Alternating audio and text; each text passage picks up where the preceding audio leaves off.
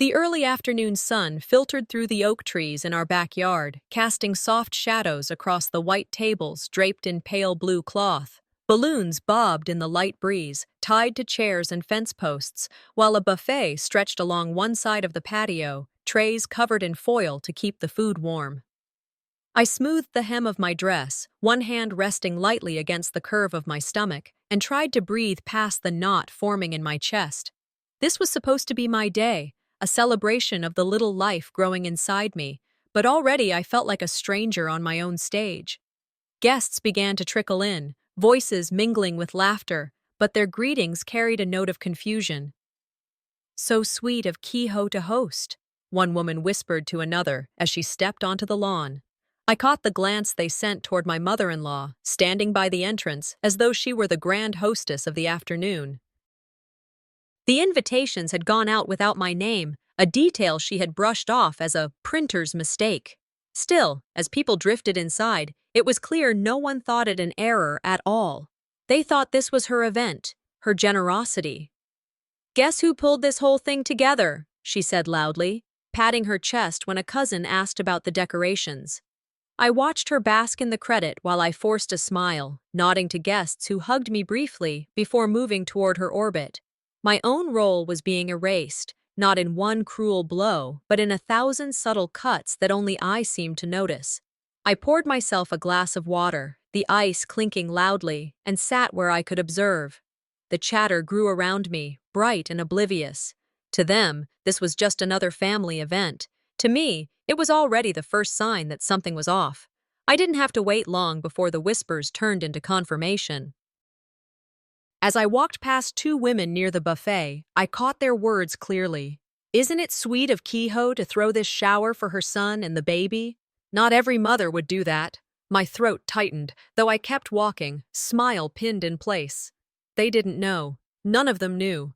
The money had come from my account. The late nights of scrolling through vendor lists, the early morning calls to confirm deliveries, the hours spent arranging everything so this day would feel special. And yet, here I was, invisible in my own celebration. "Thank you," Kehoe replied smoothly when another guest praised the color scheme. "I thought soft blues and whites would feel just right. Not too loud, not too plain." She gestured around as though every detail were her design. Not once did she hesitate. Not once did she correct them. I felt bitterness rise, sharp and metallic, but I swallowed it back. Speaking up would have made me look petty. Instead, I listened, observed. Her vanity was writing its own testimony.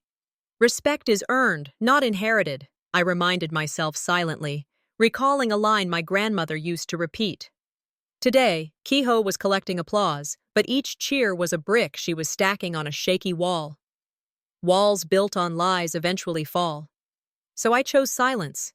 My patience wasn't weakness, it was strategy. As more guests arrived, their arms heavy with brightly wrapped boxes and pastel bags, the rhythm of the afternoon shifted. The table groaned under the weight of gifts, ribbons curling over the edges. I lingered near the chairs, watching, as Kehoe moved closer to the pile, her hands fluttering eagerly.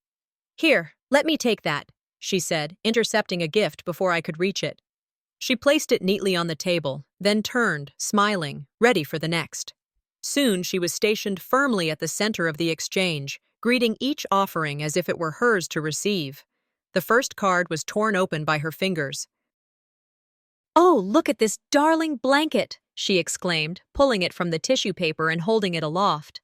The guest smiled uncertainly, glancing toward me, but Kehoe was already thanking them with exaggerated warmth. Shouldn't that be my moment? I thought. Each package felt like a story meant for me to hear, a gesture meant for me to acknowledge. Yet she inserted herself between me and every ribbon, every card, until the spotlight had shifted entirely. One guest hesitated, holding a small box. "Shouldn't McGahern open this?" she asked politely, using my name at last. "Oh, she's tired," Kehoe answered without missing a beat. "I'll handle it for her." She slid the box from their hands with practiced ease, her smile unwavering. I sat frozen, pulse steady, but mind racing. No one had asked if I was tired. No one had even looked at me. And so I thought, with a bitter humor that barely kept me steady, Funny, isn't it, how people will decide for you without a word? The room buzzed with polite laughter as wrapping paper crackled. Guests shifted, uncertain of etiquette. Some looked at me with sympathy, others avoided my eyes. I folded my hands over my lap, forcing stillness. Anger simmered, humiliation pressed against my ribs, but calculation steadied me. Every public slight was another thread unraveling her performance. When the gift table finally quieted, I slipped away to the edge of the yard, where the laughter was softer and the air cooler. My gaze stretched over the decorations, the flowers I had ordered, the favors arranged in neat little rows. All of it had been mine to create, yet none of it belonged to me in the eyes of this family. This shower was supposed to be my safe memory, a moment to celebrate the life inside me. But Kehoe had turned it into her stage. She wasn't just overshadowing me, she was replacing me, piece by piece. I leaned back against the fence, watching her accept another round of praise. My hands rested against my stomach as though protecting more than just the baby. I whispered to myself, I wasn't just invisible, I was being replaced. Many women in this country would understand. Weddings, showers, holidays, they all hold these battles for control, subtle or sharp. Families test you, measure you, sometimes erase you. I knew the game, and I knew one thing more. She thought she had the upper hand because she believed this house was hers to rule, but she had forgotten one crucial truth. The deed didn't bear her name. That day, while she opened my gifts and erased my name, I quietly promised myself this wouldn't end the way she thought. The hum of conversation had thickened as the afternoon stretched on. Plates clinked, forks scraped against paper, and the air carried the scent of potato salad and barbecue ribs. I tried to shake off the sting from watching my gifts paraded by someone else, but my chest still felt tight. Searching for a chair, I wove between tables, careful not to stumble as I shifted my balance with the weight of my pregnancy. That's when I noticed it. The seating had been arranged with intention. Near the head table, cushioned chairs were lined neatly under the shade of the oak trees. Close to the buffet, a few others had been set with colorful cushions. And then there was mine, a flimsy folding chair wedged between the trash bin and the metal trays holding leftovers. I stopped short, staring at it, willing myself to believe it was coincidence. But it wasn't. Everyone else had a seat that said guest of honor or family with standing. Mine said afterthought. A couple nearby paused as I eased myself down, their voices lowered, but not enough. Why is she sitting there? One whispered. The other replied, maybe she chose it? Their uncertainty stung even more. The smell of discarded food and the faint buzz of flies around the bin turned each breath sour. My legs brushed against the metal lid whenever someone tossed in a plate. Every scrape reminded me that disrespect doesn't always arrive in shouts, it shows itself in the seat they assign you.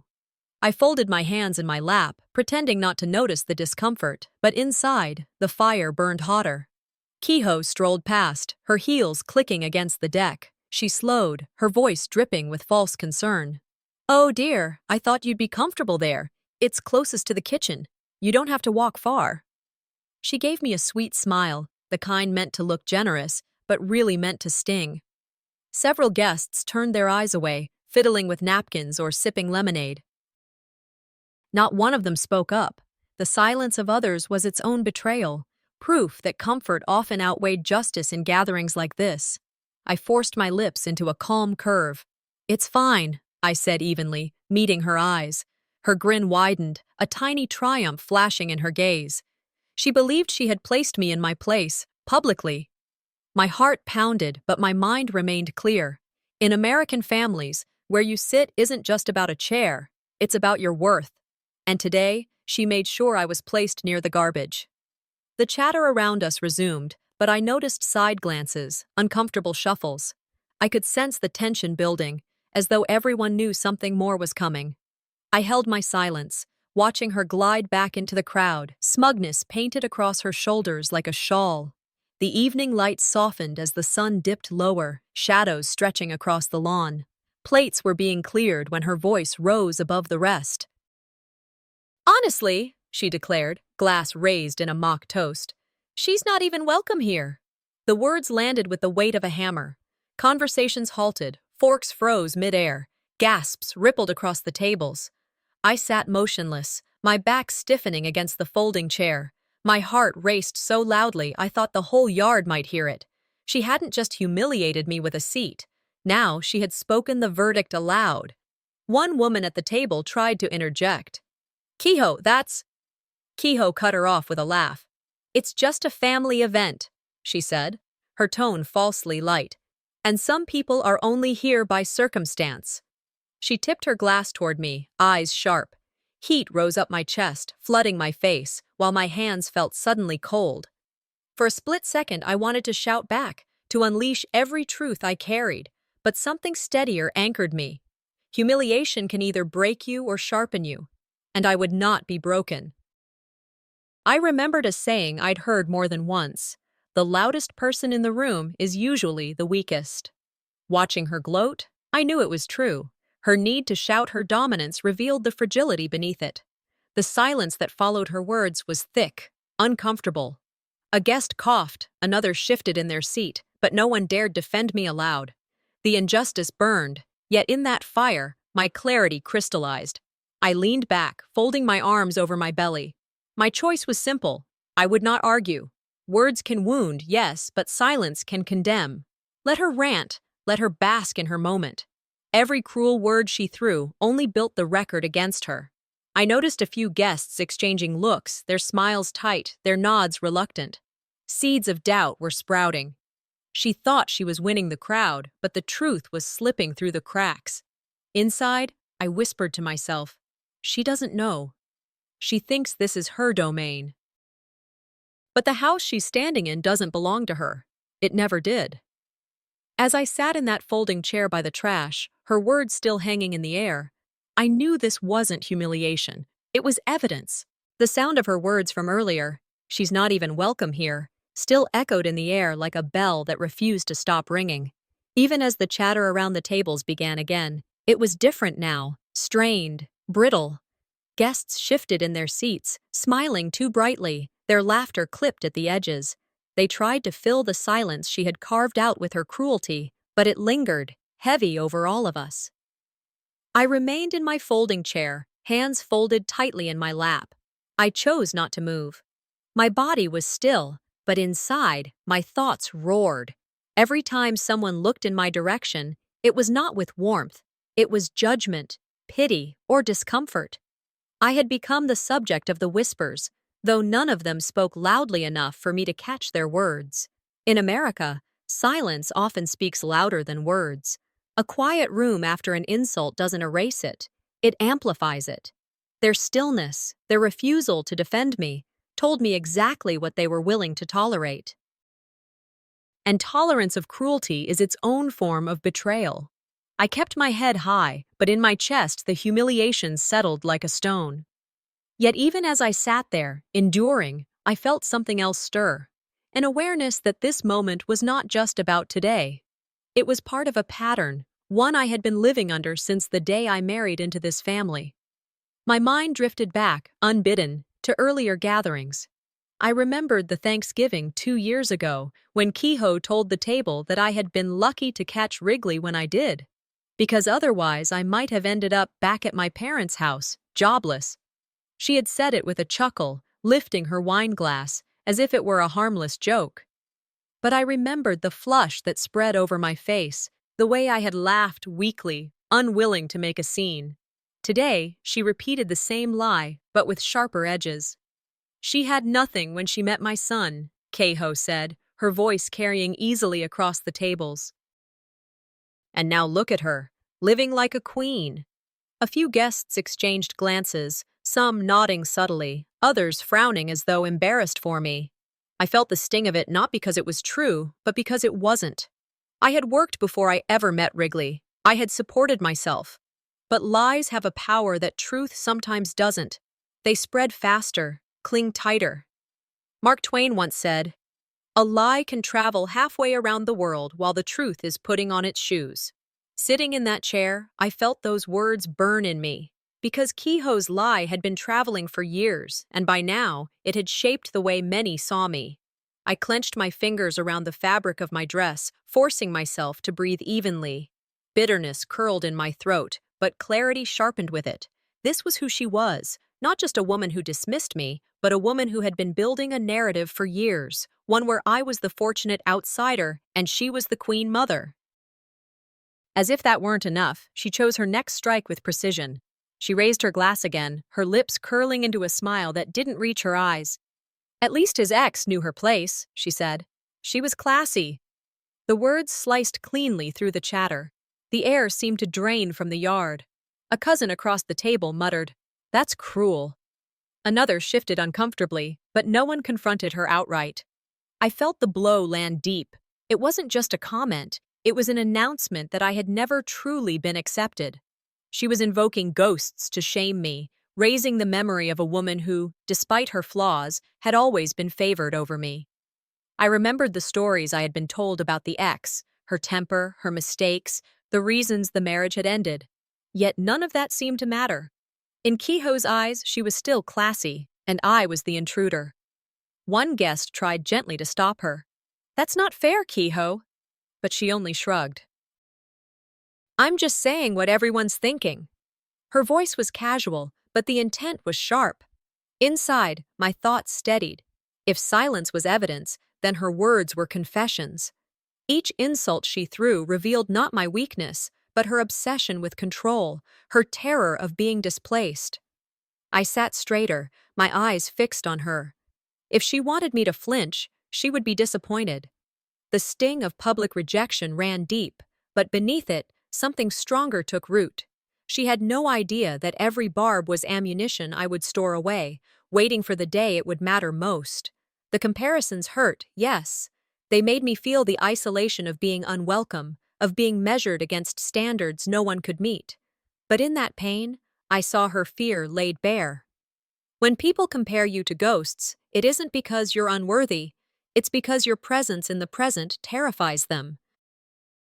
I realized then that her cruelty wasn't about me. It was about her slipping grasp on the authority she thought eternal. She wanted to make me a footnote, a fleeting figure in the family's story. She wanted to write me out of the script entirely. But she didn't know the truth. She wanted to make me history, but I was holding her future. That was the moment I shifted, no longer just wounded, no longer simply enduring. From then on, I would gather every lie, every insult, every comparison like bricks in a wall. Not to defend myself, but to build the case that would bring her down. That day, as she summoned ghosts of an ex to shame me, I realized she was only digging her own grave, and I was already holding the shovel. The air felt heavier as the afternoon sun shifted, casting longer shadows over the backyard. I sat still in that folding chair, the sting of Kehoe's words about the ex-wife still lingering. Around me, conversation had resumed in hesitant fragments, as though everyone hoped to patch the tension with small talk and laughter. But the unease was thick. My eyes drifted toward Wrigley, seated a few feet away. My husband. The one person who should have been my shield in moments like this. I leaned slightly toward him, waiting, almost begging silently for him to speak up. The glances of others turned to him too, expectant. Surely he would say something, defend me, remind his mother that I was not some outsider. But he kept his gaze fixed on his plate, his fork sliding slowly across the surface, moving food without eating. "Wrigley," I said quietly, my voice carrying a note of plea, but steady enough not to crack. He didn't look up. He pressed his fork down with unnecessary force. A guest across the table leaned closer to him and whispered, "Aren't you going to say something?" His reply came soft, almost defensive. "It's just not the right time."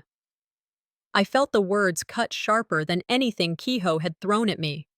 In marriage, silence can be as sharp as a blade, and in that moment, it sliced through me with a cold finality.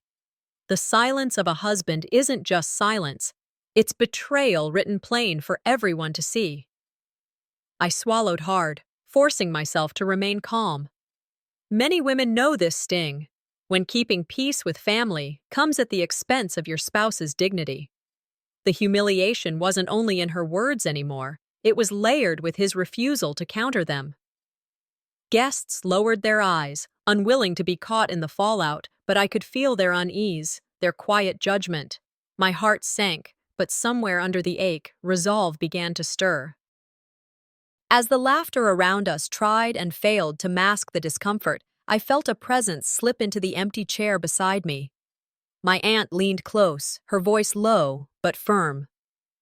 "Remember whose name is on that deed." Her words were a spark, cutting through the fog. My pulse steadied. I turned slightly to meet her gaze, and she gave me a small nod, her hand covering mine on my lap. It wasn't just comfort, it was a reminder, a quiet weapon tucked into my pocket for the right moment. I whispered back, almost more to myself than to her. Sometimes the strongest words are the ones you keep in your pocket until the time is right. She squeezed my hand gently. "Exactly. Don't let her drag you into her game. She's louder because she's losing." I let out a slow breath, grounding myself in her presence. My aunt had always been steady, never one for dramatics, but she had a way of seeing through pretenses. Her hand on mine kept me from breaking down in front of them all. A few guests noticed the exchange, their eyes flickering toward us with curiosity. But Kehoe remained oblivious, her laughter filling the air, her glass raised again and again as she performed her dominance. She didn't notice the way seeds of doubt were beginning to settle in others' minds. And I realized then, my silence wasn't weakness, it was strategy. I sat straighter, breathing evenly as my thoughts shifted. Every insult, every fabricated story, every cruel comparison, none of it was wasted. Each one was evidence, building a case only I knew I was preparing. I studied the faces around me. Some were sympathetic, eyes softened with quiet recognition. Others looked away, complicit in their silence. But all of them were witnesses. They were watching, cataloging, whether they admitted it or not. When people push you to the edges, I thought to myself, they forget the edges are sharp. I didn't respond to Kehoe. I didn't rise to her bait.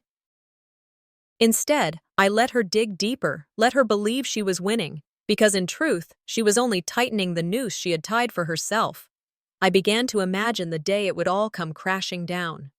The day her control unraveled, not because I screamed back, but because I had let her reveal herself completely. My strength would not be in outshouting her. It would be in showing the evidence she had provided herself. It was becoming clearer. I wasn't just fighting her. I was fighting a family dynamic built to silence me, to elevate her voice above all others. And if I wanted to break free, I couldn't fight the way she fought. I had to be smarter. So I chose stillness, patience, a strategy born not of fear, but of clarity. As the sun dipped lower and the light softened, I reflected on what had unfolded that day. It wasn't only humiliation, it was revelation. Wrigley's silence was the deepest wound of all, a scar I knew would take time to heal. Yet my aunt's whispered words had shifted something fundamental inside me. She had given me a reminder, a weapon, the deed, the truth, the undeniable proof of where the power truly lay. Kehoe thought her voice could push me out, that her words alone would decide my place. She hadn't yet seen what it meant when I finally spoke. Her insults became my evidence, his silence became my warning, and her ignorance became my opportunity. By the time the sun began dipping lower, painting the backyard in slanted gold, my patience had stretched so thin I could feel it trembling inside me. Every insult, every dismissal, every stolen moment from earlier that afternoon clung to me like heavy fabric. I replayed her lies, her comparisons, her smug smile, and the hollow silence of the man beside me. Each piece was a stone stacked on my chest. I looked around at the guests, their uneasy glances darting like minnows. They whispered, though never loud enough for me to hear words. But I didn't need to hear. I knew the weight of their discomfort, their awareness of the cruelty playing out in front of them. The air was fragile, stretched taut. All it needed was the smallest tear, and everything would unravel. Every woman has a threshold, I thought to myself, and I was standing on mine. I straightened in that flimsy chair near the trash, no longer shrinking into it. I could feel eyes on me as I lifted my glass. My lips curved into a smile, calm and deliberate, the kind of smile that doesn't soften, but hardens. Conversations faltered. Kehoe paused mid-laugh, her gaze flicking toward me. I raised my glass higher, the sunlight catching the rim, and met her eyes with quiet certainty. Guests shifted, whispering. One leaned toward another. "She's not breaking," I heard faintly. Inside, my own voice answered. I wasn't breaking. I was hardening. The room didn't need my anger. It needed my composure. Silence wasn't surrender. It was the sound of a knife sliding quietly out of its sheath. And from the way the crowd leaned in, I knew they sensed it too. My stillness was not weakness. It was strength measured in restraint. For the first time that day, Kehoe faltered. Her hand tightened around her glass. The pause didn't last. Irritation flared across her face, and she surged forward with renewed energy, as if my calm had provoked her deeper. "You know," she said loudly, her voice slicing through the murmur of conversation, "this whole shower took months of planning. I'm glad it turned out so well. It wasn't easy, but I wanted it perfect for my son and grandchild." Her words dropped like stones in a pond, rippling outward. I felt the sting immediately, the sharp edge of my efforts being stolen in plain sight. One of the guests, a cousin from her side, chimed in with admiration. "It must have cost a lot. The decorations, the food, the setup, it's impressive." Kehoe smiled, the picture of modesty. "Of course," she said smoothly, "but nothing is too much for my grandchild." I stared at her, the audacity of it burning in my chest. My thoughts snapped into focus. Credit is the currency of respect, and she was cashing in what wasn't hers. My bank account told another story. My sleepless nights told another story. Yet here she stood, claiming the work as her own, erasing me once again. Around me, I caught the shifting expressions, some nodding, some frowning. A few knew the truth, others didn't care, preferring the comfort of her narrative. The humiliation was sharp, but beneath it, my resolve only deepened. Every lie she told added another layer to the evidence I was collecting. I clenched my glass tighter, but my voice stayed steady inside me. Let her steal today. Let her bask. The reckoning will come. I waited until her laughter faded, until the attention had gathered back around her like a tide. Then I stood, not quickly, not with a shout, but deliberately, steady as I lifted myself. The chatter quieted. Even Kehoe turned, eyes narrowing. I smiled again, the same calm curve that had unsettled her moments before, and raised my voice just enough to carry, "I want to thank all of you for coming," I began, warmth layered into each word. "It means the world to me to see you here, celebrating this new life with us." I let my gaze travel over the crowd, meeting eyes, steady and unafraid. "And I'm glad to share with you what I personally prepared for weeks. Every detail, every piece. It was worth it, because today is about family and about love." The silence that followed wasn't heavy like before. It was sharp, cutting. Guests glanced at each other, startled. A few mouths parted as though to speak, but closed again. They weren't confused anymore. They were realizing. I caught the flicker in Kehoe's eyes, the way her smile twitched, faltered, then stiffened back into place. Truth doesn't need a sword. Sometimes it only needs a sentence.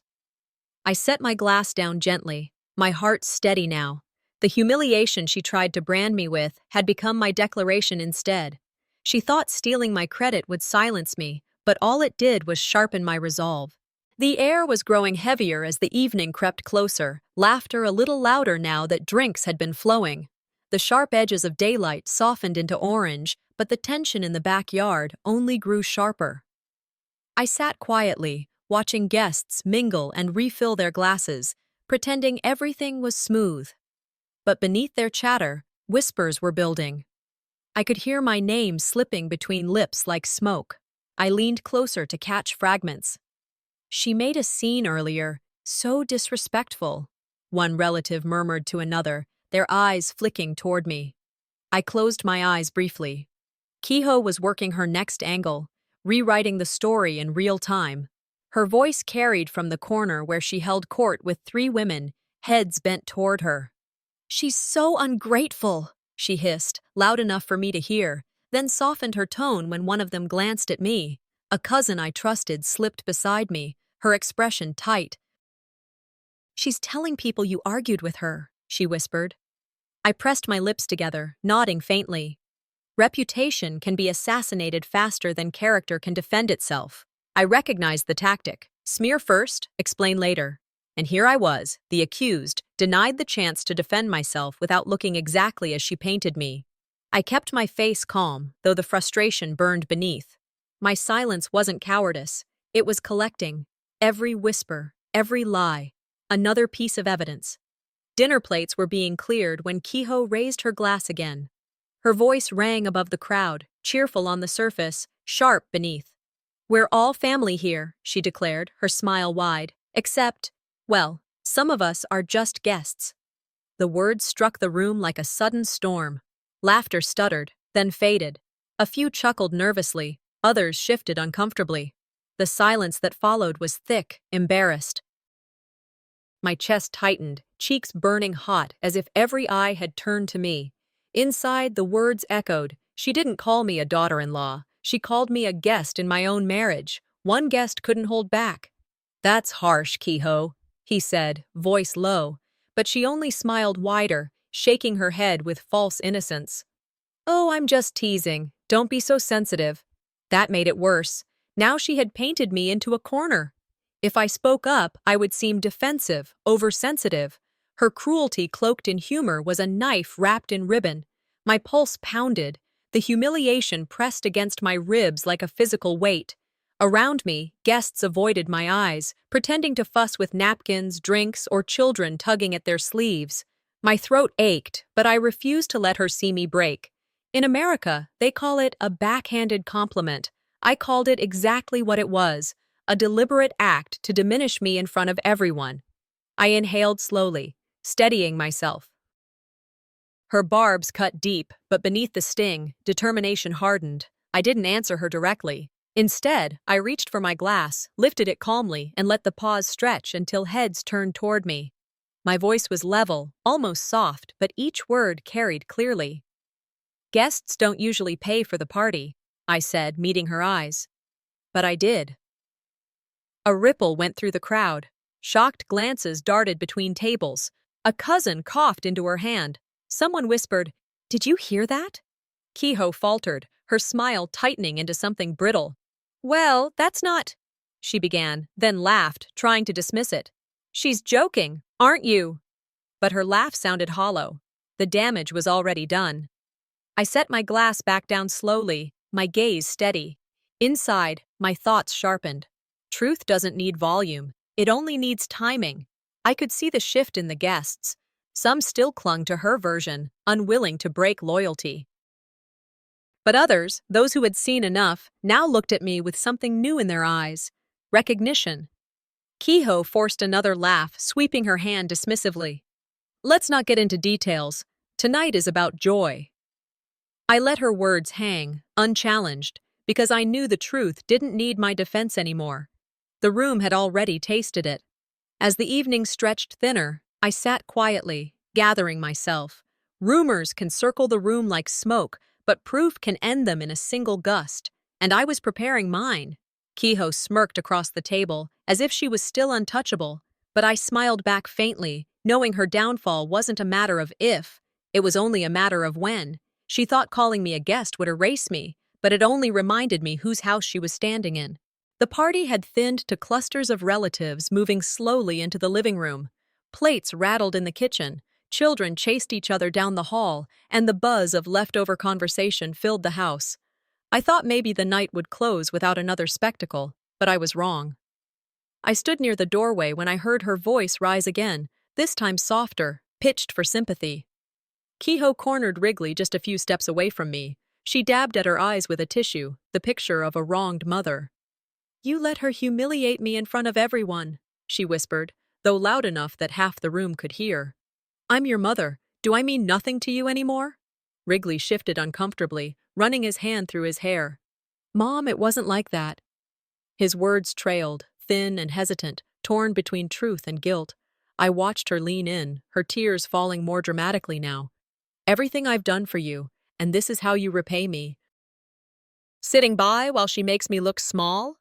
Guests noticed. Some offered her pitying looks. nodding as though they understood her pain. Others glanced at me, their expressions less forgiving of her theater.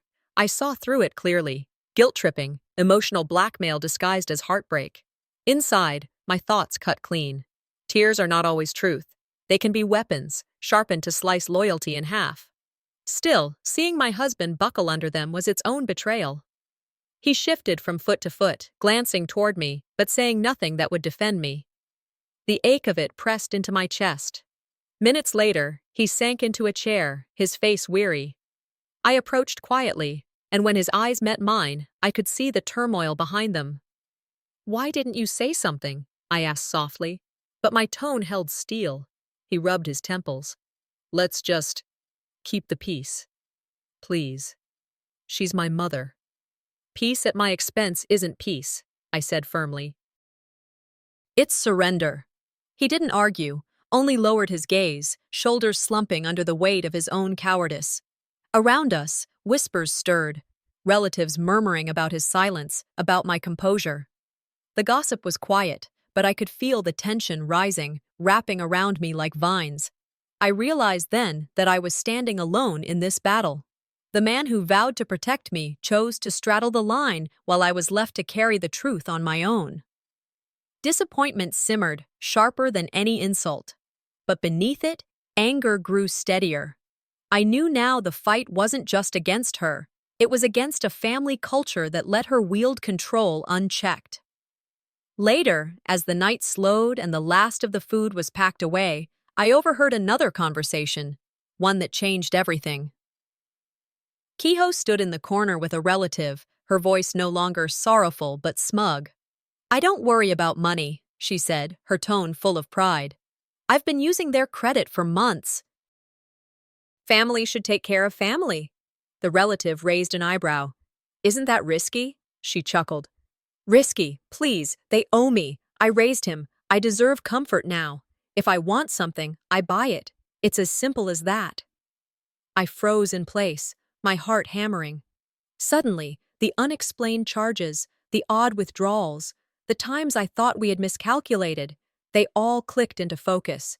It hadn't been mistakes, it had been her. Respecting elders doesn't mean financing their entitlement. Her voice dripped with entitlement, her arrogance louder than any defense I could make. Rage surged through me, but so did clarity. She wasn't just trying to erase me socially, she was draining us, sabotaging our stability. This wasn't about insults anymore, it was about survival. I stayed quiet, letting her words hang in the air. Others had heard too. A relative looked away uncomfortably, suddenly unwilling to stand so close to her. In that moment, I knew I had found the evidence I needed, not just stories of humiliation or whispers of gossip, real, tangible proof of her abuse. When the last guests trickled out and the house grew quieter, I sat on the couch, my hand resting protectively on my belly. She wasn't only stealing my dignity, she was stealing our future. But I wasn't broken. I was sharper than I had ever been. She thought she had free rein under my roof, that her hands could reach wherever she pleased. She hadn't seen what it meant when the locks changed. That night I realized, she wasn't just stealing my dignity, she was stealing my future, and I intended to take it back.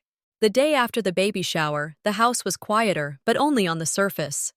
The living room smelled faintly of reheated casseroles and leftover barbecue, and relatives had gathered again, balancing paper plates on their laps as though yesterday hadn't happened. Their laughter was softer, less certain, but Kehoe moved through the space like a queen returning to her throne. She wore her confidence like perfume, spreading it in every corner. I sat on the edge of the sofa, calm, steady. The more she paraded, the more certain I became that her fall was near. She didn't realize how fragile her performance had become, or how much proof was already lined against her. A cousin approached me with a smile too tight to be genuine. "Nice shower yesterday. Your mother-in-law did a wonderful job." I nodded politely, not correcting her, not biting. Inside, I repeated the same thought. Proof doesn't need to rush. It arrives exactly on time. As I moved toward the kitchen, a friend caught my arm gently. She leaned in close, her voice barely above a whisper. "I have something you should see." She slipped her phone into my hand, the the screen already lit up with a video. I pressed play, and there it was, Kehoe, her voice loud and sharp in front of the guests. "She's not even welcome here." Clear as glass, recorded with perfect audio. My heart pounded once, then steadied. Vindication hummed through me. I walked back into the living room, the phone warm in my hand. Relatives still doubted, still believed her version. This was the moment to end their confusion. I placed the phone on the coffee table, pressed play, and stepped back. Her words filled the room again, this time in the presence of everyone. Gasps rippled across the couches. One guest put a hand over her mouth. Another shook his head slowly. "So she really did say it," someone whispered. Kehoe shot to her feet, her voice defensive. "That's out of context." I looked at her calmly. "Context doesn't change cruelty, it only frames it." Awkward silence stretched, heavy and undeniable. Some guests turned red with shame, others lowered their eyes, avoiding mine. But the proof had been played. No one could erase it now. Kehoe stammered, trying to laugh it off, but her chuckle fell flat. "I was just kidding around. People take things too seriously." But no one laughed with her this time. As she scrambled to regain footing, the doorbell rang. A neighbor stepped in, having been invited to pick up leftover food. He looked around, caught the tension, then cleared his throat. "Since we're talking openly," he said, "I need to say something." All eyes turned. "Kehoe told us all this house was hers," he said bluntly. "She made it sound like you two were just living here because she let you." A wave of disbelief rolled through the room. Whispers exploded. "She said that? I thought it was their place. Unbelievable." I stood slowly, my voice calm and clear. "The deed is in my name and Wrigley's, not hers." The neighbor nodded. "She was bragging about it at the block gathering. We all thought it was odd." Kehoe flushed, her mouth opening and closing. Well, I helped raise this family. I deserve—" "Respect isn't stolen," I said, my eyes locked on hers. "It's earned." The room shifted. Guests who had once been silent began murmuring differently now, their loyalties wobbling. The weight of her credibility cracked in real time, visible on her face. "You don't understand," she snapped, her voice rising. "After everything I've given, this house, this family, all of it exists because of me." "No," I said evenly. "It exists despite you." Her hand slammed onto the table with a sharp crack, the dishes rattling. She glared at me, fury burning in her eyes. "You'll regret this." Inside, I almost smiled. Proof doesn't just silence lies, it rewrites the story, and her story was collapsing around her. When she threatened me across that table, I knew she was already standing on the edge, and I was about to give the final push. The house was quieter in the days after the shower, but it wasn't peace. It was the eerie hush that comes after a storm, when you know the next wave is already forming. Kehoe avoided me inside these walls, her footsteps echoing only in the kitchen or the upstairs hall. She still carried herself as if untouchable, but outside, I knew she was spinning her stories. The phone rang twice that morning. One neighbor's tone was polite but clipped, another's voice brisk with curiosity. The whispers had spread beyond the family, and though she thought they worked in her favor, the air around me felt different. Wrigley walked through the rooms like a man dragging chains. He spoke less, sat at the dinner table longer, as though silence might save him from choosing sides. I studied him across the table, the fork in his hand trembling slightly. He still thought neutrality meant protection, but to me, his quiet was another wound. I leaned back in my chair and reminded myself, silence after humiliation is not peace, it is strategy. And my strategy had already begun. The next morning, I opened the drawer in my desk where documents had been waiting, untouched until now. The deed to the house, the loan papers, every record with my name alongside his. It was all there. Paper trails in America speak louder than screams. I dialed the realtor we had worked with years ago. "I need information on eviction proceedings," I said calmly, though my fingers clenched the pen I held. He paused, then answered, "If the deed's in your name and your husband's, it's straightforward. Painful, but straightforward." I wrote notes as he spoke, the weight of each word steadying me. My aunt's voice from that afternoon echoed again. Remember whose name is on that deed. That reminder wasn't just comfort, it was leverage. Later, I reached out quietly to a lawyer recommended by a colleague. We spoke in hushed tones, my laptop glowing on the desk. Document everything, he told me. Statements, receipts, charges. The law doesn't move on emotion, it moves on evidence. By evening, my inbox held messages from two relatives who had been there. They admitted they'd seen too much to stay quiet. One wrote, "If you need me to say what I heard, I will." Another added, "She embarrassed herself. I'll back you if needed." Determination replaced the ache in my chest. Action always carries its own healing. I began a journal that night, a plain notebook, its first page already marked with a line in dark ink. April 15th, $287 withdrawal for salon supplies, MIL's account. I flipped back through credit card statements, taking screenshots, labeling them with dates and times. Each odd charge I had brushed off before was now part of a larger map. Gasoline for a car she barely drove, home store purchases we never made, restaurants we hadn't visited.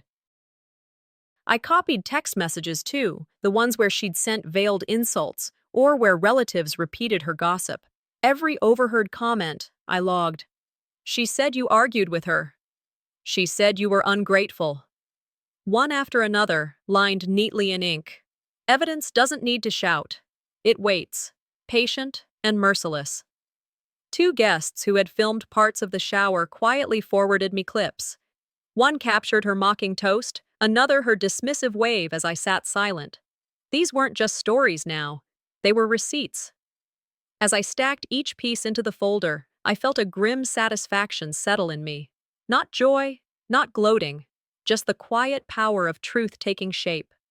The ripple of consequences began outside our walls. At the grocery store, I overheard neighbors murmuring when she passed. One said, "That's the one from the video." Another muttered, "Shameful." A church friend who once clung to her side avoided her entirely, telling me later, "I saw the clip. It wasn't right." Kehoe noticed too. Her voice grew sharper, her complaints louder, but fewer people came to her defense. Gossip had been her weapon for years, but now it turned against her.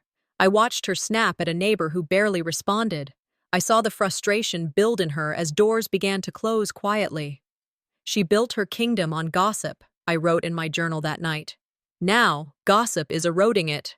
I closed the folder on my desk, thicker now with proof than I'd imagined possible. This wasn't just anger anymore. It was a case, precise and unshakable. As I stacked each piece of evidence in my folder, I realized the case wasn't just strong, it was airtight.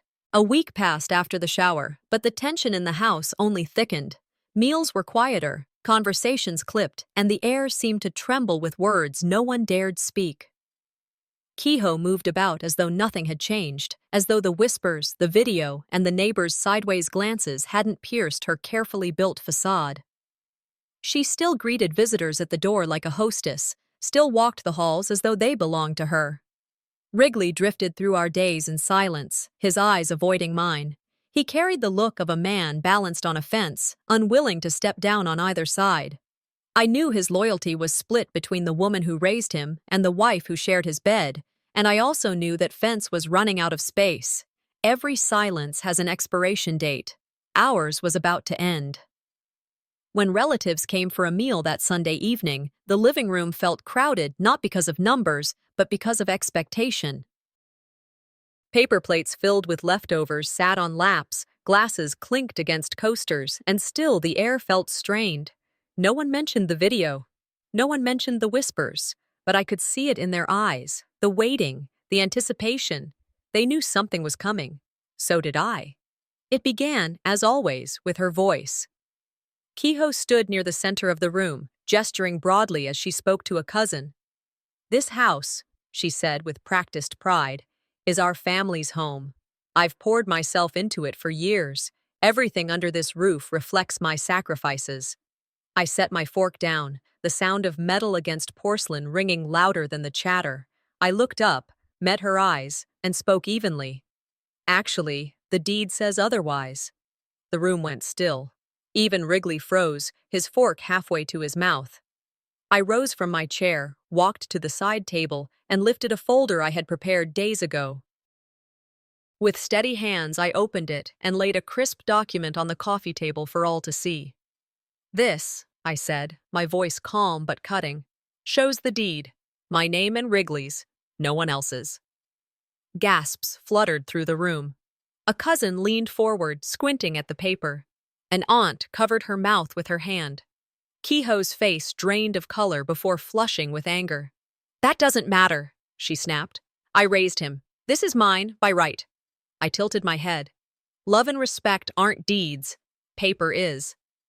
The silence stretched. Relatives shifted uncomfortably, their loyalty tilting as they stared at the proof. For the first time, her words were not enough. For the first time, she couldn't rewrite the truth. The knock at the door came softly but firmly. I crossed the room and opened it, revealing the realtor and lawyer who had helped me prepare. Their presence alone shifted the atmosphere, their quiet professionalism cutting through the tension. "Mrs. Kehoe?" the lawyer asked, stepping into the room. He handed her an envelope, thick and official. "These are formal eviction papers." Kehoe's hand shook as she snatched the envelope, her voice cracked with fury. "You wouldn't dare!" I met her eyes, my voice steady as stone. "I already did." The envelope trembled in her grip. Relatives whispered around us, shock in their voices. One muttered, "She planned this." Another whispered, "She's been ready for days." Kehoe's lips curled into a snarl. "How dare you treat me like this after everything I've done?" "Mom!" Wrigley's voice broke the silence. He stood, his face pale but determined. "You crossed too many lines." She turned to him, her tone shifting instantly to guilt and sorrow. "I carried you for 9 months. I sacrificed everything for you.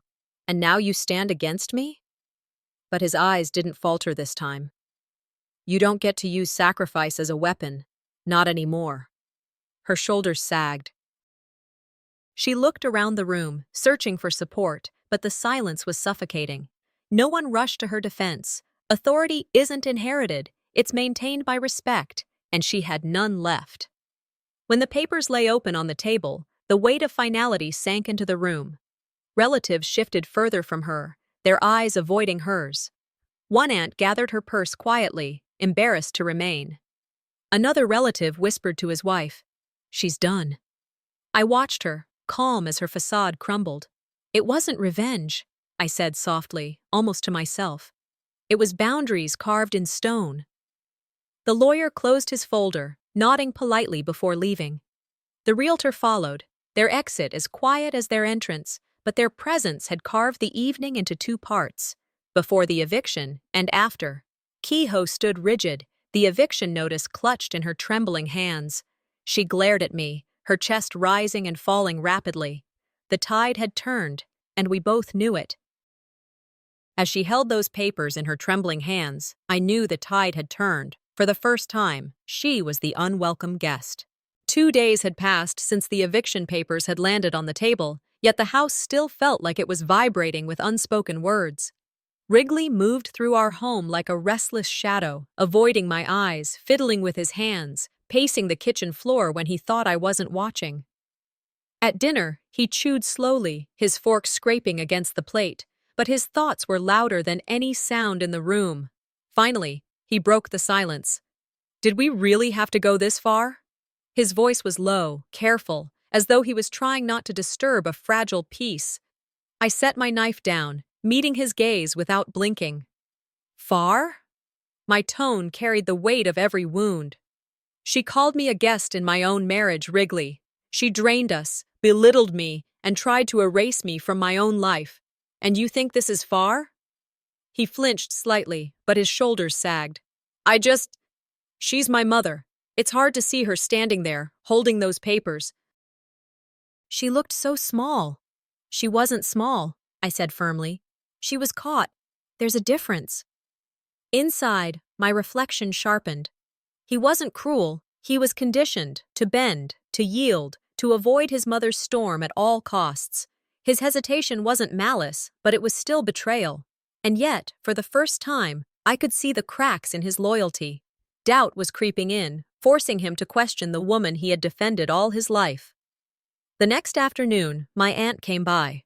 She carried no casserole dish this time, no forced cheer. She simply walked into the kitchen, saw my face, and knew. She set her coat down and placed a steadying hand on my arm. "Your strength isn't cruelty," she said gently. "It's clarity. Don't confuse the two." I closed my eyes for a moment, letting her words settle. Sometimes you need one steady voice to keep your own from shaking. "She thinks I'm heartless," I admitted. "Even Wrigley wonders if I've gone too far." My aunt shook her head, her gaze unwavering. "Boundaries aren't betrayal, they're survival. She's not losing her son. She's losing the power she abused. There's a difference." Her certainty was a balm. For days, the storm inside me had raged, but her words anchored me. I straightened, inhaling deeply, and felt the resolve return. That evening, subtle shifts began. A cousin who had once looked at me with suspicion sent a message. "You were right to stand your ground." A neighbor dropped by, murmuring, "She brought this on herself." One by one, those who had doubted began to peel away from her shadow. It wasn't triumph, but it was relief. At dinner that night, the absence was palpable. The chair Kehoe had once claimed at the head of the table sat empty. Plates clinked, but the silence was softer, calmer. Wrigley cleared his throat, his eyes fixed on his untouched food. "She crossed a line," he said finally. His voice cracked. "I should have defended you sooner." I watched him carefully, searching for insincerity, but found none. His face was pale, tired, but honest. I didn't smile, didn't rush to embrace the words I had waited so long to hear. Instead, I nodded slowly. "You should have," I agreed. He flinched, but then he nodded too, as though accepting the truth of his own failure. Forgiveness is not forgetting. It's accepting the truth and choosing peace anyway. That night, I chose to let the truth stand between us, not as a weapon, but as a bridge. Our marriage had been bent under the weight of her manipulations, but for the first time, I saw the possibility of it straightening, of us learning how to stand side by side again.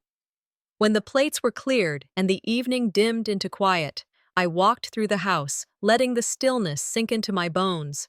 For the first time in years, peace had entered our home. It wasn't perfect, and it wasn't finished, but it was real. Still, I knew better than to believe it was over.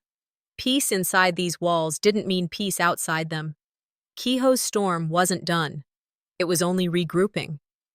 I paused in the hallway, my hand resting against the wall, and whispered to myself. For the first time, I felt free in my own home. But freedom has a price, and hers was still coming due. Sunday dinner used to be the crown jewel of our family's week. The table was once a symbol of unity, bowls passed hand to hand, conversations weaving in and out like threads on a loom. But tonight, it was something else. Relatives arrived reluctantly, their smiles thin and nervous. The clatter of chairs felt too loud, the air too heavy. Kehoe entered last, chin lifted high, as though the eviction papers she held days earlier had evaporated. She laughed too loudly, her words honeyed as she greeted each relative, her posture daring anyone to treat her differently. Yet everyone sensed it, the storm sitting at the center of the table. I sat still, watching her carefully, my hands folded on my lap. Inside me, calm had replaced the chaos. Sometimes closure doesn't come softly. It comes like a gavel, sharp and final. The meal began, but no one tasted much. Forks moved slowly. Whispers slid under the hum of forced conversation. Every relative was waiting, eyes darting between her and me, anticipating the clash they knew was inevitable. Halfway through the meal, I reached down, lifted the folder I had placed beside my chair, and drew out the eviction papers. Without a word, I placed them in the center of the table. Gasps spread instantly, plates clattered as forks dropped, every conversation stilled. Kehoe's face twisted in shock before erupting into fury. "You can't do this to me!" Her voice cracked through the silence. I met her eyes, my voice steady.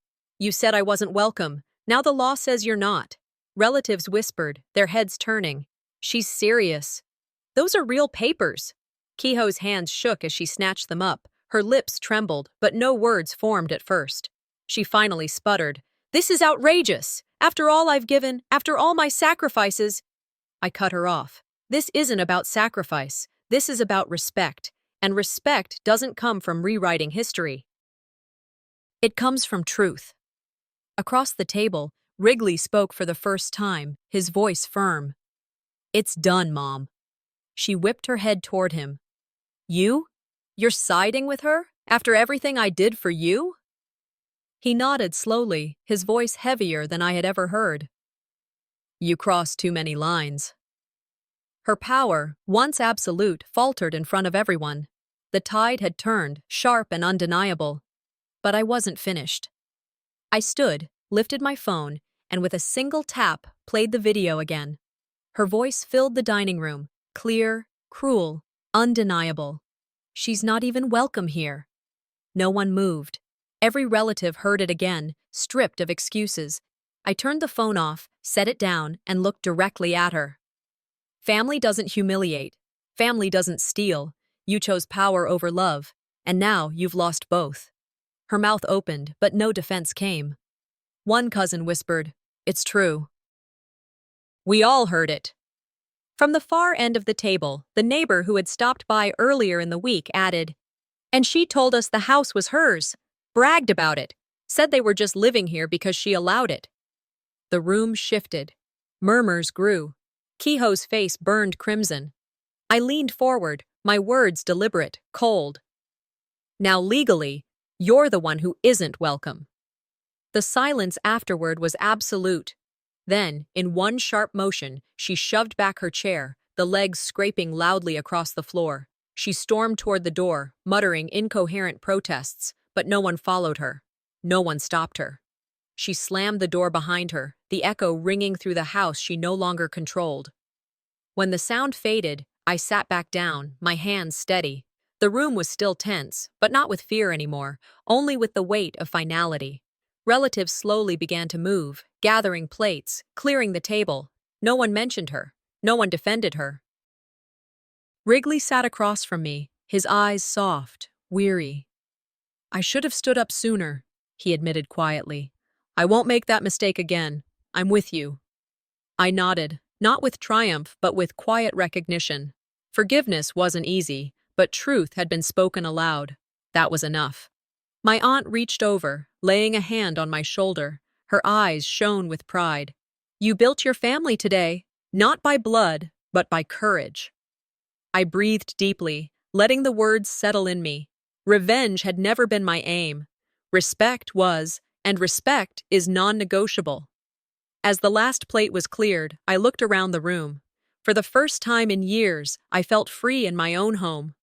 Not because the fight was over, but because I had reclaimed what was mine, my dignity, my authority, my peace.